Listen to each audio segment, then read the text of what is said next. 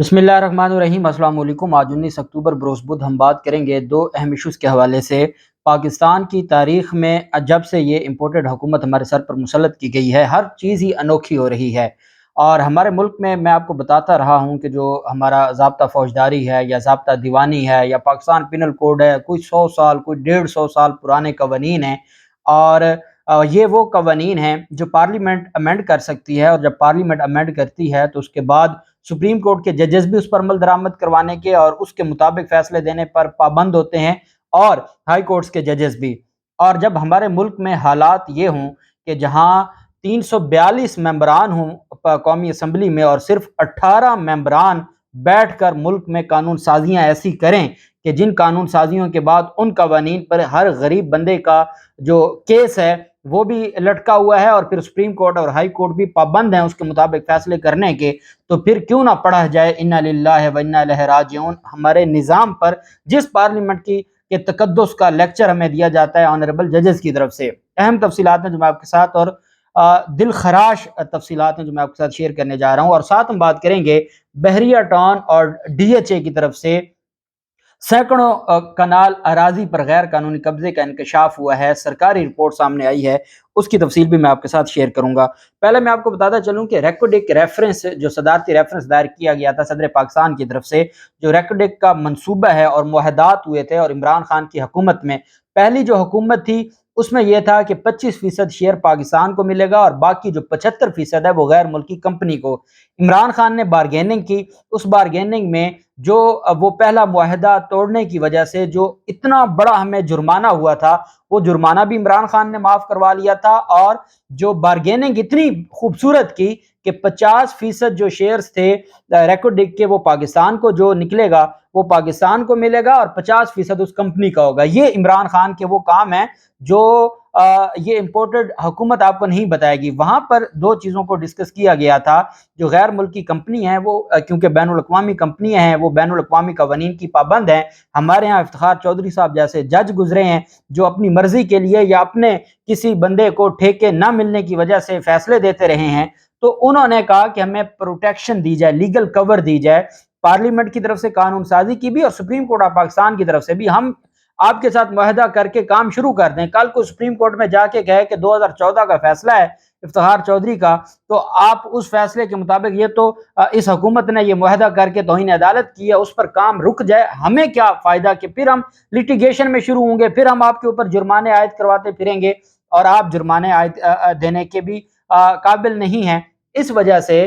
ये तय हुआ था कि लीगल कवर दिया जाएगा, और इसी वजह से जो सदर पाकिस्तान है उन्होंने ये रेकोडिक सदारती रेफरेंस भेजा था, जिसको अब समाअत के लिए मुकर्रर किया गया। कल भेजा गया था, आज समाअत के लिए मुकर्रर किया गया है। 5 रुकनी बेंच है, 25 अक्टूबर को समाअत करेगा। उमर अता बंदयाल साहब, जस्टिस एजाजुल हसन साहब, जस्टिस मुनीब अख्तर साहब, जस्टिस यहया अफरीदी साहब और जस्टिस जमाल खान मंदोखेल साहब, वो इस बेंच का हिस्सा हैं। 25 अक्टूबर को सदारती रेफरेंस पर समाअत की जाएगी। जो ऑनरेबल सुप्रीम कोर्ट का बेंच है, लार्जर बेंच, वो समाअत करेगा। जबकि दूसरी तरफ 785 कनाल जो अराजी है, सरकारी अराजी, उस पर बहरिया टाउन और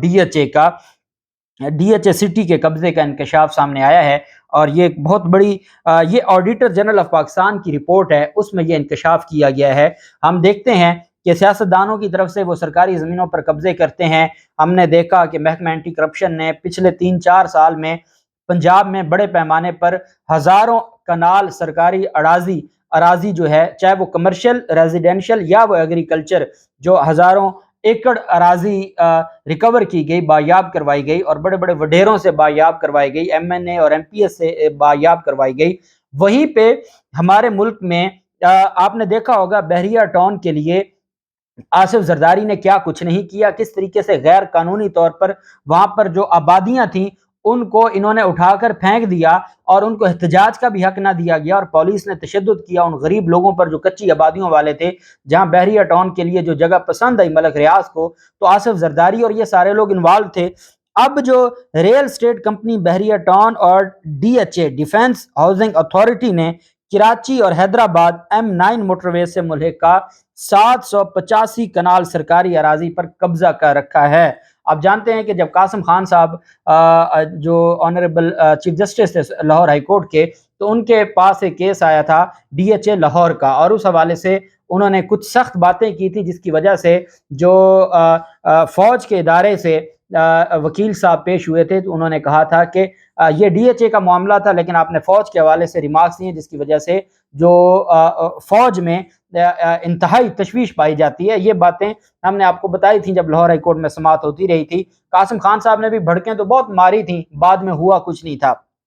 اب کیا ہوا کہ یہ میں آپ کو آڈیٹر جنرل آف پاکستان کی رپورٹ آپ کو بتا رہا ہوں، جس میں یہ نیشنل ہائی وے اتھارٹی کے مالیاتی امور کی جانچ پڑتال کے دوران آڈیٹرز نے مشاہدہ کیا، یہ پاکستان کے جو آڈیٹر جنرل آف پاکستان ہیں ان کی یہ رپورٹ ہے، اور اس میں وہ کہتے ہیں کہ جب ہم نے نیشنل ہائی وے اتھارٹی کے مالیاتی امور کی جائز جانچ پڑتال کے دوران آڈیٹرز نے مشاہدہ کیا کہ نیشنل ہائی وے اتھارٹی کی 491 کنال اراضی پر بحریہ ٹاؤن کراچی نے، جبکہ D H A city Karachi نے 294 کنال اراضی پر قبضہ کیا ہوا ہے۔ یہ غیر قانونی سرکاری زمین پر قبضہ ہے۔ اس کا مطلب کیا ہوا کہ سرکاری زمینوں پر قبضوں میں سارے ہی ملوث ہیں، اور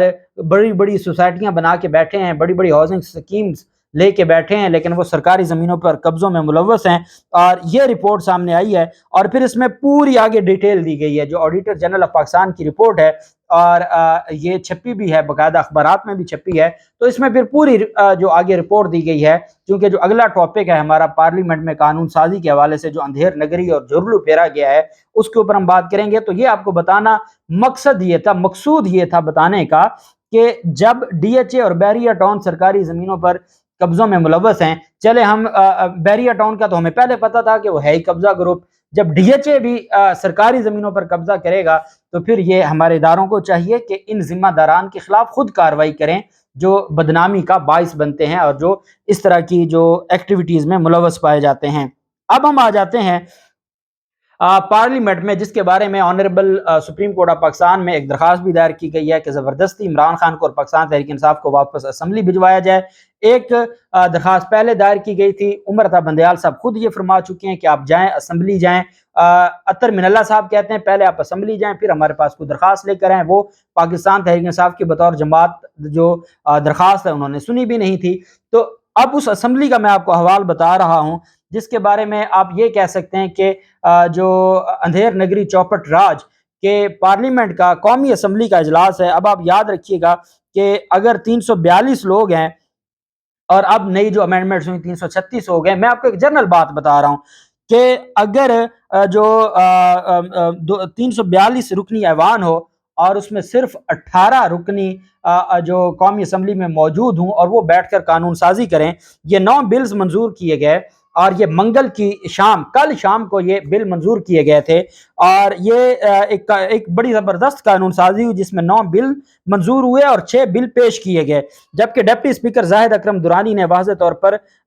کم کورم کی پرواہ کیے بغیر موجودہ سیشن کے پہلے پرائیویٹ ممبر ڈے پر ایوان کی کارروائی جاری رکھی، اور اس ایوان زیری نے قومی اسمبلی نے اسمبلی رولز میں بھی ترمیم کی منظوری دے دی۔ کمیٹیوں کے سربراہوں کو یہ اختیار دے دیا گیا ہے کہ وہ متعلقہ وزراء کے بجائے خود اجلاسوں کے ایجنڈے کا تعین کریں۔ کارروائی میں ارکان کی عدم دلچسپی کا اندازہ آپ اس بات سے لگا سکتے ہیں کہ جب ڈپٹی اسپیکر نے rules of procedure and conduct of business 2007 میں تبدیلی کی ترمیم پیش کی تو 342 رکنی ایوان میں صرف 18 لوگ موجود تھے۔ یہ قانون سازی ہو رہی ہے، یہ ہماری لیجسلیشن ہے، انہوں نے قانون بنانے ہیں، ہم نے ان قانون پر عمل درآمد کرنا ہے، نہیں کریں گے تو ہمیں کہا جائے گا ignorance of law is no excuse. جب یہ معاملہ عدالتوں میں چلا جائے گا، عدالتیں پابند ہیں لکھے ہوئے قانون کی، اور وہ اس کو انٹرپریٹ تو کر سکتے ہیں، تشریح تو کر سکتے ہیں۔ اب آپ نے دیکھا کہ نیب کے قانون میں ترمیم ہوئی، پتہ ہے کہ بدنیتی سے ترمیم کی گئی، پتہ ہے کہ ترمیم کرنے والے خود بینیفیشری ہیں،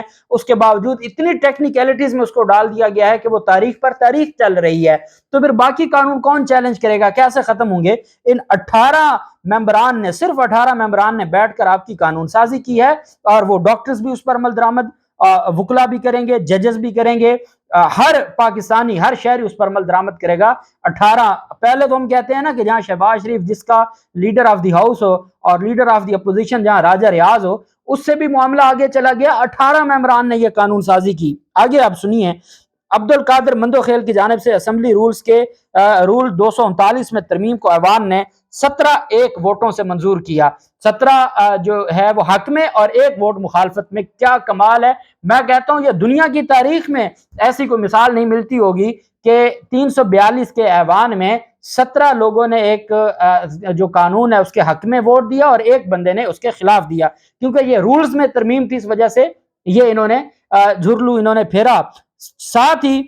جو اگلی ترمیم ہے وہ ترمیم کی گئیں اور یہ بیسیکلی قانون سازوں کی جانب سے بل پیش کیے گئے۔ یہ 6 بل ہیں جو پیش کیے گئے ہیں، 9 بل منظور کیے گئے، 6 بل پیش کیے گئے۔ جو 6 بل پیش کیے گئے، جب 18 ممبران موجود تھے، آپ اندازہ لگائیں، اس میں ضابطہ فوجداری جو ہمارا کرمنل پروسیجرل کوڈ ہے، جس کے اوپر ہم چیخ چیخ کر کے یہ 1898 کا ہے، تب برطانوی راج تھا، وہ ہمیں اپنا غلام بنانے کے لیے انہوں نے یہ قانون دیے تھے، آج تک ہمارے اوپر وہ مسلط ہیں، وہ رائج ہیں، اس وجہ سے جس میں دفعہ 144 بھی ہے، تو برائے مہربانی اس کو تبدیل کیا جائے، کوئی تو امینڈمنٹ کریں۔ یہ آج برطانیہ میں جو ہے وہ قابل عمل نہیں ہے یا نافذ نہیں ہے اور ہمارے اوپر آپ نے مسلط کیے ہوئے ہیں۔ 18 ممبران نے بل پیش کیا، اس میں ضابطہ فوجداری ترمیمی بل 2022، آئین ترمیمی بل 2022، آرٹیکل 204 اور آرٹیکل 209 میں ترمیم۔ آئین کے 2 آرٹیکلز میں ترمیم کا جو بل ہے وہ 18 ممبران کی موجودگی میں پیش کیا گیا، جو بل پیش کیا جاتا ہے۔